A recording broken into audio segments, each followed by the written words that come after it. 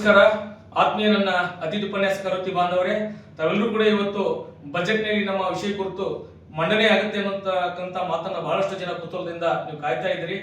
ಆತ್ಮೀಯರೇ, ತಮಗೆ ಮತ್ತೊಮ್ಮೆ ನಾನು ತಿಳಿಪಡಿಸುವುದೇನೆಂದ್ರೆ, ನಿನ್ನೆ ದಿವಸ ಮಾನ್ಯ ಉನ್ನತ ಶಿಕ್ಷಣ ಸಚಿವರು, ಮಾನ್ಯ ಆಯುಕ್ತರು ಮತ್ತು ಎಲ್ಲ ಉನ್ನತ ಶಿಕ್ಷಣ ಇಲಾಖೆಯ ಅಧಿಕಾರಿಗಳೊಂದಿಗೆ ಸುದೀರ್ಘವಾಗಿ 45 ನಿಮಿಷಗಳವರೆಗೆ ನಮ್ಮ ಅತಿಥಿ ಉಪನ್ಯಾಸಕರ ಪ್ರಮುಖರೊಂದಿಗೆ ಸಭೆ ನಡೆಸಿ, ನೀವು ಇನ್ನೂ ಒಂದೂವರೆ ತಿಂಗಳವರೆಗೆ ಅಥವಾ 2 ತಿಂಗಳವರೆಗೆ ನೆಕ್ಸ್ಟ್ ಅಕಾಡೆಮಿಕ್ ವರೆಗೆ ಅಂದ್ರೆ 1.5 ತಿಂಗಳ 2 ತಿಂಗಳ ಅಲ್ಲಿವರೆಗೆ ಬರ್ತಾ ಇಲ್ಲ, ನಾವು ವೇಟ್ ಮಾಡಬೇಕು. ನಿಮಗೆ ಒಂದು ಒಳ್ಳೆಯದಾಗುತ್ತೆ. ಸ್ವಲ್ಪ ತಾಂತ್ರಿಕ ಕಾರಣಗಳಿಂದ ನಮಗೆ ಘೋಷಣೆ ಮಾಡ್ಲಿಕ್ಕೆ ಆಗ್ತಾ ಇಲ್ಲ. ಮಾನ್ಯ ಮುಖ್ಯಮಂತ್ರಿಗಳೇ ಹೇಳಿದ್ದಾರೆ, ಸ್ವಲ್ಪ ಇನ್ನೊಂದು ಈ ಒಂದು ಅಕಾಡೆಮಿ ಆಗುವವರೆಗೆ ವೇಟ್ ಮಾಡಕ್ಕೆ ಹೇಳಿ ಅಂತ ಹೇಳಿದ್ದಾರೆ. ಹಾಗಾಗಿ ದಯವಿಟ್ಟು ತಾವು ಯಾರು ಕೂಡ ಆತಂಕ ಪಡುವಂತ ಅವಶ್ಯಕತೆ ಇಲ್ಲ.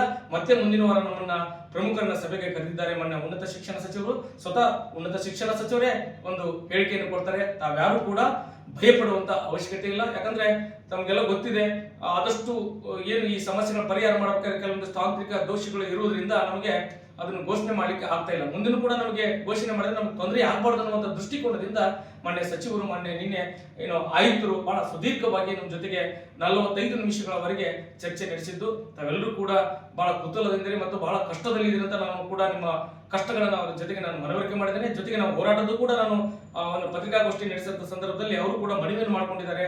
ಹಾಗೆ ನಾನು ಕೂಡ ಹೇಳಿದ್ದೇನೆ, ಸರ್, ಬಹಳಷ್ಟು ಜನ ನಮ್ಮನ್ನ ದೂರವಾಣಿ ಮೂಲಕ ಅವ್ರ ಕಷ್ಟಗಳನ್ನು ಹಂಚ್ಕೊಳ್ತಾ ಇದ್ದಾರೆ ಅಂತ ಹೇಳಿದಾಗ ನನಗೂ ಕೂಡ ಅದು ಅರಿವಿದೆ. ಆದಷ್ಟು ಬೇಗ ನಿಮಗೆ ಒಂದು ಒಳ್ಳೆಯದನ್ನ ಮಾಡ್ತೀವಿ, ಅಲ್ಲಿವರೆಗೆ ಕಾಯಿರಿ ಅಂತ ಹೇಳಿ ಕಾನೂನು ಸಚಿವರು ಕೂಡ ನಮಗೆ ಸಲಹೆ ಕೊಟ್ಟಿದ್ದಾರೆ. ಅಂದ್ರೆ ನಿಮ್ಮನ್ನ ಘೋಷಣೆ ಮಾಡಿದ್ರೆ ಮುಂದೆ ನಿಮಗೆ ತಾಂತ್ರಿಕವಾಗಿ ತೊಂದರೆ ಆಗಬಾರ್ದು ಅನ್ನುವಂಥ ದೃಷ್ಟಿಕೋನದಿಂದ ನಮಗೆ ಸ್ವಲ್ಪ ಇನ್ನೂ 1.5 ತಿಂಗಳ ವೇಟ್ ಮಾಡಿ ಅಂತ ಹೇಳಿದ್ದಾರೆ. ಮತ್ತೆ ಮುಂದಿನ ವಾರ ನಮಗೆ ಸಭೆ ಕರೆದಿದ್ದಾರೆ. ಅಲ್ಲಿವರೆಗೂ ಕೂಡ ಯಾರು ಕೂಡ ಭಯ ಪಡುವಂತ ಅವಶ್ಯಕತೆ ಇಲ್ಲ. ಇಷ್ಟು ದಿನ ತಡೆದಿದ್ದೇವಂತೆ, ಇನ್ನು ಸ್ವಲ್ಪ ದಿನ ವೇಟ್ ಮಾಡಿ ಅಂತ ಈ ಮೂಲಕ ತಮ್ಮಲ್ಲಿ ನಾನು ವಿನಂತಿ ಮಾಡ್ಕೊಳ್ತೇನೆ. ವಾಟ್ಸಾಪ್ ಗ್ರೂಪ್ಗಳಲ್ಲಿ ಕೇವಲ ತಪ್ಪು ಸಂದೇಶಗಳನ್ನು ಬಿಡ್ತಿರ್ತಾರೆ ಸಹಜವಾಗಿ ನಮ್ಮ ಸ್ನೇಹಿತರು.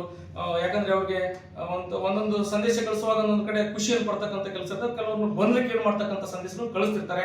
ಅಂತ ಸಂದೇಶಗಳಿಗೆ ಯಾರು ಕೂಡ ಕಿವಿಗೊಡಬೇಡಿ. ಕೊನೆಯದಾಗಿ ನಾನು ಹೇಳಿಬಿಟ್ಟಿದ್ದೇನೆ, ನಿನ್ನ ಸಭೆಯಲ್ಲಿ ಕೂಡ ನಾನು ಹೇಳಿದ್ದೇನೆ, ನಮ್ಮ ಮೊಬೈಲ್ ಅನ್ನು ತೆಗೆದಿಟ್ಟು ನಮ್ಮ ಸಭೆಯನ್ನು ಮಾಡಿದ್ದಾರೆ. ನಮಗೂ ಕೂಡ ಗೊತ್ತಿರಲಿ. ಬಹಳ ಸುದೀರ್ಘವಾಗಿ ಚರ್ಚೆ ಮಾಡಿ ಎಲ್ಲ ಒಂದು ಉನ್ನತ ಶಿಕ್ಷಣ ಸಚಿವರು ನಮ್ಮ ಬಗ್ಗೆ ಬಹಳ ಕಳಕಳಿ ಇಟ್ಕೊಂಡು ಕೆಲಸವನ್ನು ಮಾಡ್ತಾ ಇದ್ದಾರೆ. ದಯವಿಟ್ಟು ಯಾರು ಕೂಡ ಭಯ ಪಡುವಂತ ಅವಶ್ಯಕತೆ ಇಲ್ಲ.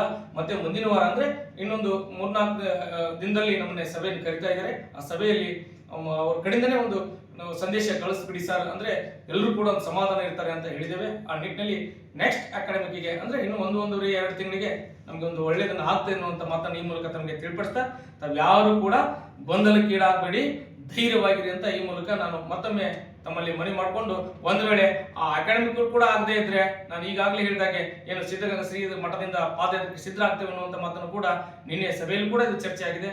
ದಯವಿಟ್ಟು ಎಲ್ಲರೂ ಕೂಡ ಶಾಂತವಾಗಿರ್ಬೇಕಂತೇಳಿ ಈ ಮೂಲಕ ತಮ್ಮಲ್ಲಿ ಮನವಿ ಮಾಡಿಕೊಂಡು, ಯಾರು ಕೂಡ ಗೊಂದಲಕ್ಕೆ ಈಡಾಗಬಾರ್ದು ಅಂತೇಳಿ ನಾಳೆ ಸಭೆಯಲ್ಲಿ ಏನು ಚರ್ಚೆ ಆಗುತ್ತೋ ತಿಳ್ಕೊಂಡು ಮತ್ತೆ ನಿಮಗೆ ತಿಳಿಪಡಿಸ್ತೇನೆ.